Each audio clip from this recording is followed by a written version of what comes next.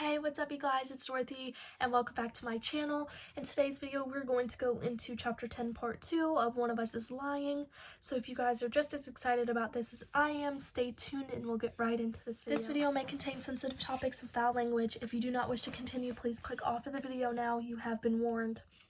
Cooper, Monday, October 1st, 11 a.m. It's almost a relief to be at school, better than home where Pop spent hours ranting about how Simon's a liar and the police are incompetent and the school should be on the hook for this, and lawyers will cost a fortune we don't have. He didn't ask if any of it was true.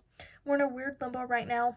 Everything's different, but it all looks the same except Jake and Addie, who's walking around like they want to kill and die, respectively. Browen gives me at least convincing smile. Heather in the hallway, her lips pressed so tight they might almost disappear. Nate's nowhere in sight. We're all waiting for something to happen, I guess. After gym, something does, but it doesn't have anything to do with me. My friends and I are heading to the locker room after playing soccer, lagging behind everyone else, and Louise is going on about some new junior girl he's got his eye on. Our gym teacher opens the door to let a bunch of kids inside when Jake suddenly whirls around, grabs TJ by the shoulder, and punches him in the face. Of course. TF? From about that is TJ Forrester. The lack of J confused me. The lack of a J confused me. I grab Jake's arm, pulling him back before he can throw another punch, but he's so furious he almost gets away from me before Louise steps in to help, even though two of us can barely hold him. You asshole, Jake spits at TJ, who staggers, but he doesn't fall. TJ puts a hand to his bloody, probably broken mess of a nose. He doesn't make any effort to go after Jake. Jake, come on, man, I say, as the gym teacher races toward us. You're gonna get suspended. Worth it, Jake says bitterly. So instead of today's big story being Simon, it's about how Jake Roridian got sent home for punching TJ Forrester after gym class, and since Jake refused to speak to Addie before he left, and she's practically in tears, everyone's pretty sure they know why. How could she? Keely murmurs, and lunchline as Addie shuffles around like a sleepwalker. We don't know the whole story, I remind her. I guess it's good Jake's not here since Addie sits with us at lunch like usual. I'm not sure he'd have the nerve otherwise, but she doesn't talk to anybody. Nobody talks to her. They're pretty obvious about it.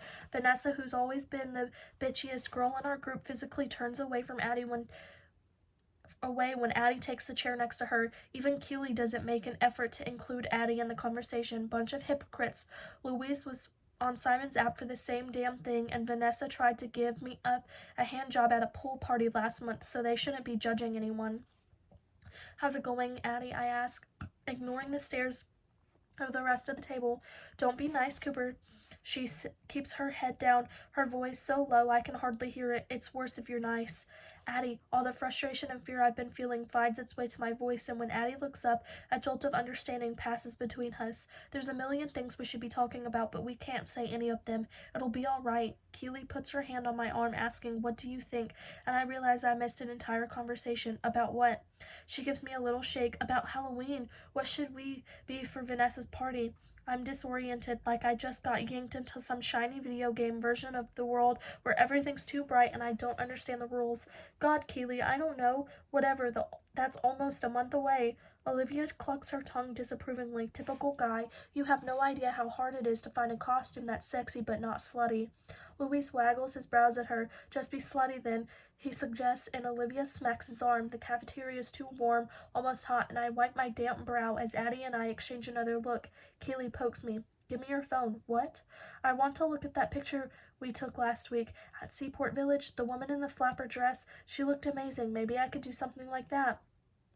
I shrug and pull out my phone, unlocking it and handing it over. She squeezes my arm as she opens my photos. You'd look totally hot in one of those gangster suits. She hands the phone to Vanessa, who gives an exaggerated, breathless, oh. Addie pushes food around on her plate without ever lifting her fork to her mouth, and I'm about to ask her if she wants me to get her something else when my phone rings. Vanessa keeps hold of it and snorts. Who calls during lunch? Everybody knows you're already here. She looks at the screen, then at me. Oh, Cooper, who's Chris? Should Keely be jealous? I don't answer for a few seconds, too long, then too fast. Just a guy I know from baseball. My whole face feels hot and prickly, and as I take the phone from Vanessa and send it to voicemail, I wish like hell I could take that call, but now's not the time. Vanessa raises an eyebrow. A boy who spells Chris with a K? Yeah, he's German. God, stop talking. I put my phone in my pocket and turned to Keely, whose lips are slightly parted, like she's about to ask a question. I'll call him back later, so a flapper, huh? I'm about to head home after the last bell when Coach Ruffalo stops me in the hall. You didn't forget about our meeting, did you?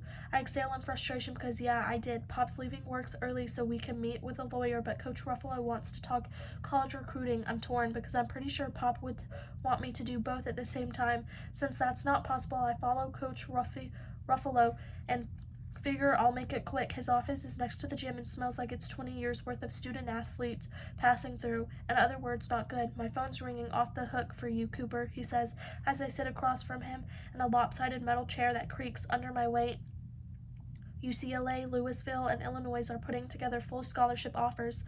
They're all pushing for a November commitment, even though I told them there's no way you'll make a decision before spring. He catches my expression and adds, it's good to keep your options open. Obviously, there's a draft, a real possibility, but the more interest there is on the college level, the better you'll look for the majors. Yes, sir.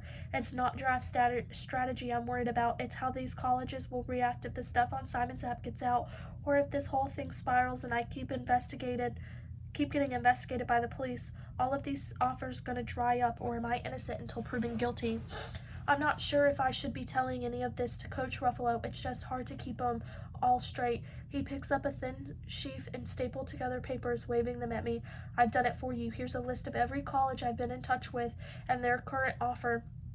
I've highlighted the ones I think are the best fit or would be most impressive to the majors. I wouldn't necessarily put Cal State or UC Santa Barbara on the short list, but they're both local and offering facility tours. Do you want me to schedule those some weekend? Let me know. Okay, I have some family stuff coming up, so I might be kind of busy for a while. Sure, no rush, no pressure. It's entirely up to you, Cooper. People always say it but don't feel true about anything. I think Coach Ruffalo and I head into almost an empty hallway. I have my phone in one hand and Coach's list in the other, and I'm so lost in thought as I look between them I almost mow someone over in my path. Sorry, I say, taking in a slight figure of the arms wrapped around a box. Hey, Mr. Avery, you need help carrying them? No, thank you, Cooper. I'm a lot taller than he is, and when I look down, I don't see anything but folders in the box. I guess he can manage those. Mr. Avery's watery eyes narrow when he sees my phone. I wouldn't want to interrupt your texting. I trail off since explaining the lawyer appointment. I'm almost late for, won't win me any points. Mr. Avery sniffs and adjusts his grip on the box. I don't understand you kids, so obsessed with your screens and your gossip. He grimaces, like the word tastes bad, and I'm not sure what to say. Is he making a reference to Simon? I wonder if the police bothered questioning Mr. Avery this weekend, or if he's been disqualified by virtue of not having a motive that they know of any. Sorry, it was UPS dropping off a package. Anyways. He shakes himself like he doesn't know what he's talking about either. Anyway, if you'll excuse me, Cooper, all he'd have to do is get past me, is step aside, but I guess that's my job, right?